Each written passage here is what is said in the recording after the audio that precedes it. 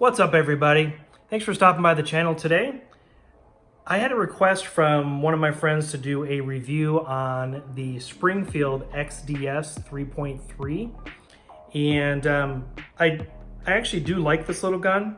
I've got some specs to go over with you here, but if you're in the market for a new EDC firearm and you want a gun that has a lot of features already kind of built into it, I would definitely consider looking at this one. This particular gun is chambered at 9mm. I believe they come in 40 and 45 ACP as well. I would probably stick to a 9mm, but again, to each their own. This particular pistol has the recoil system is a dual spring with a full-length guide rod. The sights are fiber optic, at least in the front. As you can see here, it's got a red fiber optic insert, and then the rear is just a regular sight, no fiber optics on that. Just a dovetail on the rear. The gun is pretty skinny, and it's pretty small, but it does feel good in the hands. It is a single stack, so with my hands, I'm just kind of a normal average guy, and I'm able to get a really good grip on this firearm. So I really do like it. But the weight is relatively light. It's 23 ounces, and let's see. The slide is forged steel. It does have a melanite finish on it. This particular, actually, I think all of them do. It has a little Springfield logo etched into the top, so that's kind of nice. And all in all, I think that the slide is pretty nice itself because it does have some. It's got the serrated slide, which makes it nice for racking and things like that. So, again, the barrel is 3.3 inches. It's a hammer forged steel. It has a 110 twist barrel. And the overall length of the gun is 6.3 inches. The grip width is 0.9 inches, and does have the black polymer frame. I believe, I don't think they come in any other color than that. I could be wrong, but I've never seen them in anything either than black on black or what you see here, and then a black polymer frame. There's a couple different magazine configurations. This one I believe has the 9-round magazine, so 9 mag, 1 in the chamber, but it does come with a 7-round flush fitting, which basically means that it's basically flush fitted. You would use that to deeper concealed carry, something like that. But I like the 9-round mag seems to fit my hands a lot better and makes it a lot easier to shoot that way. But it does come, there is a 7-round mag, there's an 8-round mag, and then you've got the 9.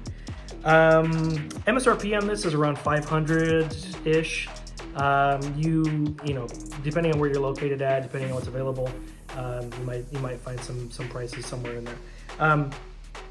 So the reason why I was saying that you might want to consider this firearm is because it does have a lot of things that other guns in its category might not have.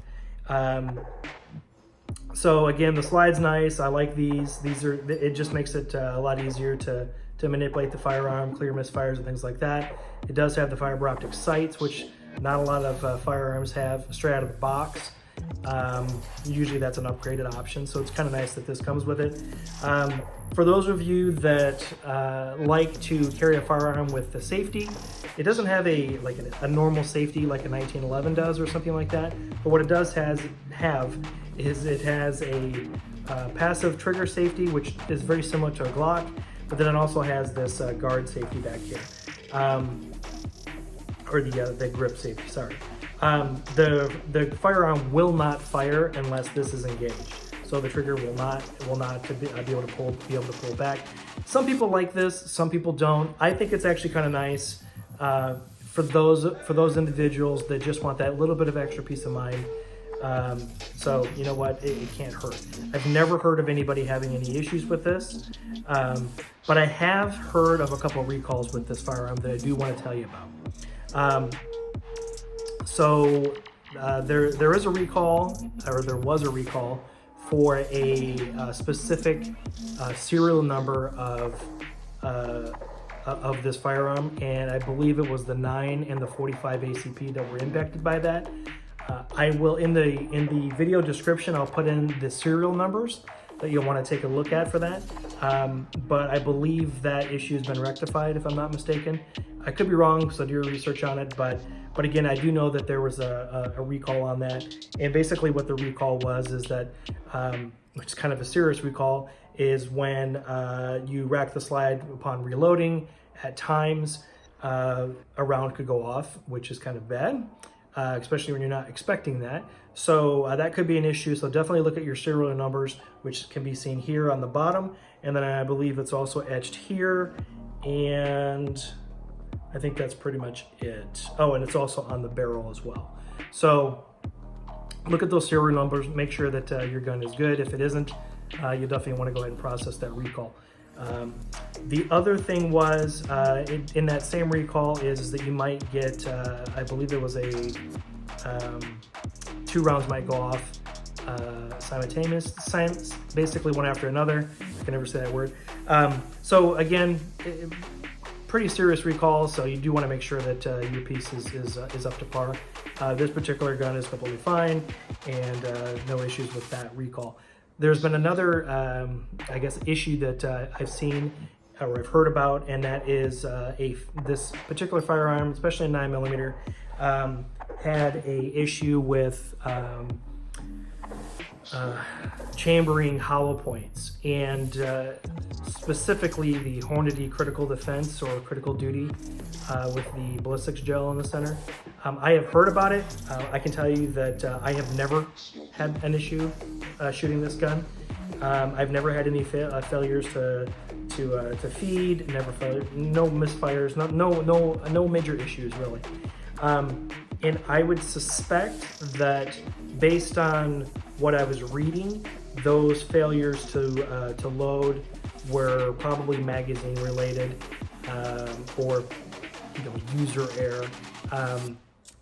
Basically, the hollow point was getting caught on the feed ramp, and to be honest, if you are racking racking the slide like a pro, like a champ, doing it the way you're supposed to be doing it, not pussyfooting around and not holding the slide back and actually letting it do its job, you shouldn't have any issues. So I suspect that it was probably user error.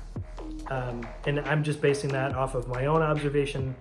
We've had this gun for quite a while, and we've shot who knows how many rounds through it, and I've never had any issues with failures to feed or really anything. So anyway, so my opinion is this gun comes with a lot of options that a lot of other firearms don't. Like I said, you got your fiber optic sights, you've got a nice slide, you've got your safety. The other nice thing is it does have the magazine choices, so you've got a lot of aftermarket support, and even Springfield's own support for the accessories for this firearm. So that's great. The grip itself, I actually like. It's very textured and very grippy.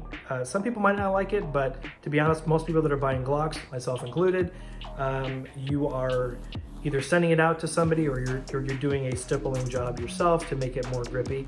This particular firearm already has that texture there, so in my opinion, that's a good go.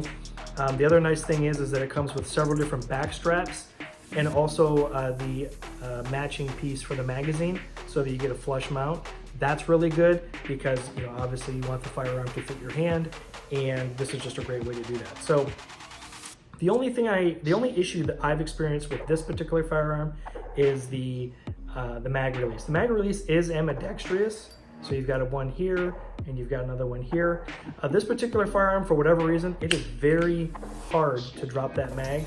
I think over time, with range time and just more time doing it, it might wear that stiffness away. It happens a lot with triggers and things like that, and slides too. So it's a relatively new gun, but it has been out on the range quite a bit. So my only thing is that look at this. You almost have to, change your positioning on this just to to drop a mag. Now that's obviously going to be an issue if you're out at the range and you're trying to do a tack reload or something like that.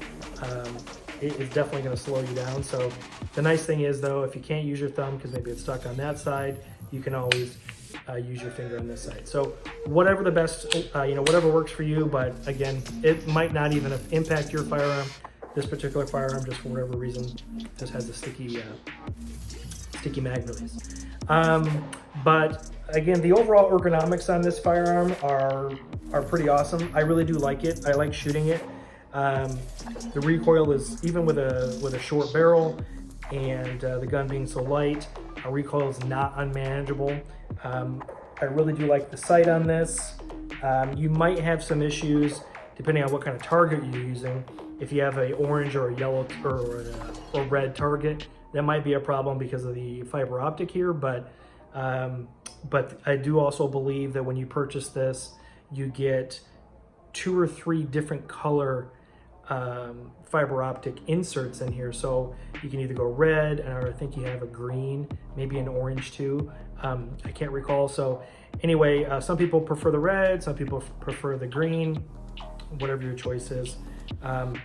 My big, I guess my big recommendation with this pistol is if you get it, you're definitely going to want to break it in, and you're definitely going to want to train with it, just so that you understand the firearm. But really, you guys, this is really a great gun to have as a everyday carry firearm. I've enjoyed it. The quality, the build quality of this is great. Springfield has great customer service, so you have any issues, you can work it out with them. But like I said, with the warranty or the recalls and things like that, so they're being pretty proactive with all of that. But I haven't had any issues with this firearm at all, and I really do like it. There's a lot of different holsters out there for it. I think the one that we're using right now is just a paddle holster. But really, you guys, there are a lot of different magazines out there, and find out what works for you and go from that. So I'll try to get some video of us shooting this so that you can see what it's like at the range. You can take a look at the recoil and the management of it. But it really is a great gun, and I would highly recommend the Springfield XDS 3.3 for anybody out there that's looking at a daily carry gun, or a CCW or concealed carry gun. So anyway, I don't really have anything else for you guys. I just wanted to talk real quick about this because it was a request. And if you have any comments or suggestions or critiques, please feel free to go ahead and put them in the comment section below. If you liked this video and you'd like to see more content like this, even if it is a short video, go ahead and hit the subscription and the thumbs up button for me, and press the notification bell as well. So again, you guys, I don't really have anything else for you. So until the next time, I'll see you.